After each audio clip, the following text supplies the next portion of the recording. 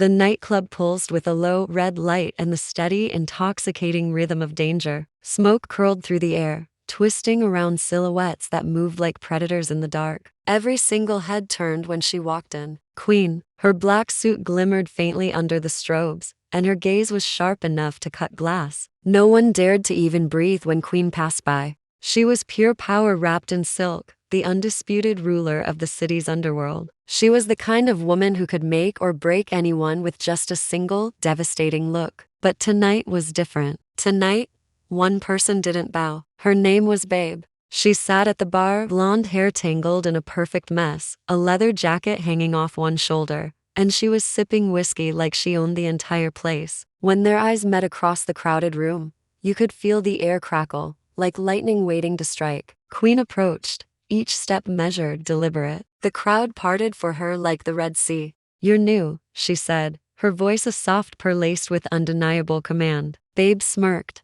tilting her head. "And you're staring." The audacity of it all made Queen laugh. It was a rare low sound that sent a collective shiver down every spine nearby. "You've got nerve," Queen admitted, a hint of admiration in her tone. "Or maybe," Babe leaned closer, her lips just inches away, her breath warm. "I just don't scare easily." And that was it. That was the moment Queen decided she wanted her. Not just as a fleeting distraction, but as a challenge. A temptation she couldn't control. And if there was one thing Queen hated, it was losing control. The very next night, Babe found herself in Queen's private penthouse. Floor-to-ceiling windows revealed the entire city, glittering like a sea of scattered diamonds below. But all Babe could see was her. Queen poured 2 glasses of wine, her movements as smooth and hypnotic as smoke. "You should be careful," she said, her voice a low warning. "Playing with me isn't safe." Babe just smiled, taking the glass. "Maybe I like danger," she whispered back.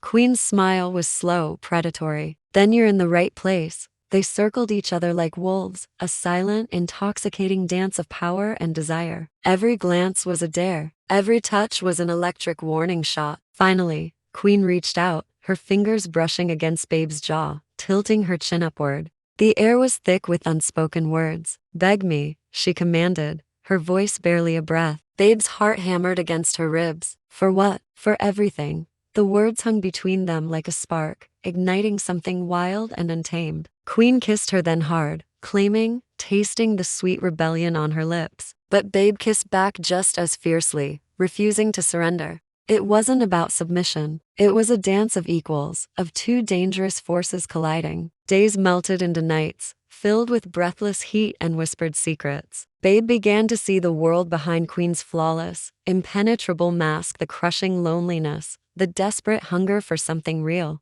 She discovered that this queen of crime was, at her core, a woman who had built her walls so impossibly high that no one ever dared to climb them. But Babe climbed anyway. She saw the softness in the quiet moments, the way Queenie's eyes would linger just a second too long after a kiss, the slight hesitation in her touch before saying goodbye.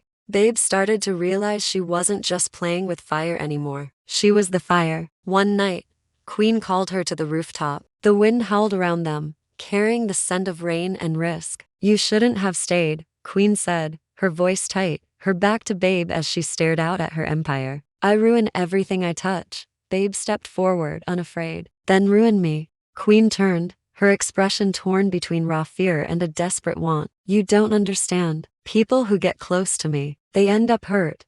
"Maybe I'm not just people," Babe whispered, closing the last bit of space between them. Their lips met again, but this time, it was different, slower, deeper. It wasn't about power anymore. It was about surrender, mutual, raw, and utterly complete. For the first time in years, Queen trembled. Babe held her face, her thumbs gently stroking her cheeks, whispering against her mouth, "You don't have to be dangerous with me." But Queen's eyes burned with a familiar fire. "Danger is all I am." Babe's smile was soft, unwavering. "Then I'll love you dangerously." As dawn broke, they stood side by side, watching the city wake beneath them. Queen's empire still pulsed with its ruthless, relentless energy, but for a fleeting, beautiful moment, she let herself just be human. Babe slipped her hand into Queen's, their fingers intertwined, an unspoken promise hanging in the cool morning light. No one in the city would ever believe that the untouchable Queen could fall, but she had. She'd fallen for the girl who never bowed,